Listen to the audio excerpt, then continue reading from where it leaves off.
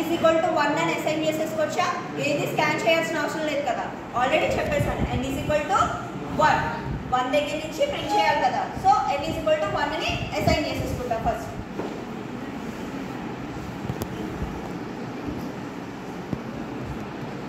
Next ఏం చేయమంటున్నాను? 1 దగ్గర నుంచి 10 వరకు ప్రింట్ చేయమంటున్నాను using do while loop. Do while loop syntax ఏంటి? డూ నెక్స్ట్ ఇప్పుడు ఏం చేయాలి? printf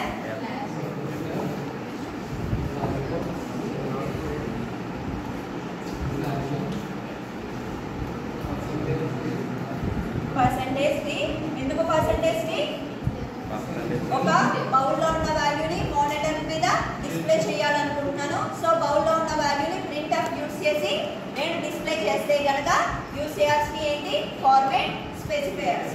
ఫార్మాట్ స్పెసిఫైయర్ కూడా దాంట్లో ఏంటిది? ఇంటీజర్ టైప్ ఆఫ్ వాల్యూ నేను మానిటర్ మీద డిస్ప్లే చేయాలనుకుంటున్నాను కాబట్టి యూస్ చేయాల్సిన ఫార్మాట్ స్పెసిఫైయర్ ఇంటీజర్ కి పర్సెంటేజ్ డి కామా యాంపర్సెంట్ కావాలి. దీనికి printf అవసరం లేదు. సెమీకోలన్. నెక్స్ట్ n వాల్యూ 1 ఇప్పుడైతే ప్రస్తుతానికి 1 ఉంది, కానీ నాకు 10 దాకా ప్రింట్ అవ్వాలి అంటే నేను దాన్ని ఇంక్రిమెంట్ అనేది చేసుకోవాలి. n is equal to n plus 1 ఇంకెలా రాయొచ్చు? n ప్లస్ ప్లస్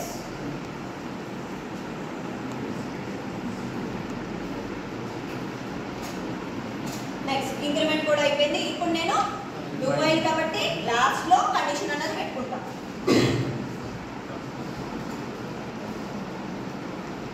కండిషన్ ఏంటి? n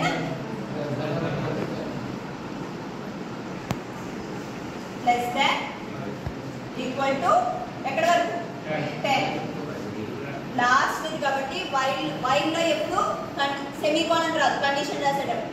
బట్ ఇక్కడ ఎక్కడ చెక్ చేస్తున్నాం? ఎండ్ ఆఫ్ ది లూప్ లో వైల్ అనేది కండిషన్ పెడుతున్నాం కాబట్టి దీనికి మాత్రమే సెమీకోలన్ ఉంటుంది. ఇంకా దేనికి కూడా ఇఫ్ యూస్ చేసినా, వైల్ యూస్ చేసినా, ఫర్ యూస్ చేసినా సరే కండిషన్ రాసేటప్పుడు ఎక్కడా కూడా సెమీకోలన్ పెట్టము. ఎందుకంటే అవన్నీ కూడా ఎగ్జిక్యూట్ చేసే ముందు పెడతాం కండిషన్స్ అనేవి. సో అలా సెమీకోలన్ పెడితే విత్ ఇన్ దాంట్లోనే కదా, ట్రూ అయితేనే కదా లోపలికి వస్తుంది. అలా లోపలికి రాకుండా గేట్ క్లోజ్ చేసేసినట్టు అవుతుంది అక్కడ సెమీకోలన్ పెడితే. ఇక్కడ ఎలాగైనా ఎండ్ ఆఫ్ ది లూప్ లో చేస్తున్నాం కాబట్టి ఇక్కడ సెమీకోలన్ పెట్టినా ప్రాబ్లం లేదు, బిగినింగ్ ఆఫ్ ది లూప్ వెళ్తుంది. ఇంక ఇక్కడ తప్ప కండిషన్ రాసే చోట ఎక్కడా కూడా సెమీకోలన్ యూజ్ చేయము. క్లియరా? రన్ చేసి చూద్దామా? వచ్చినాయా? 1 2 3 4 5 6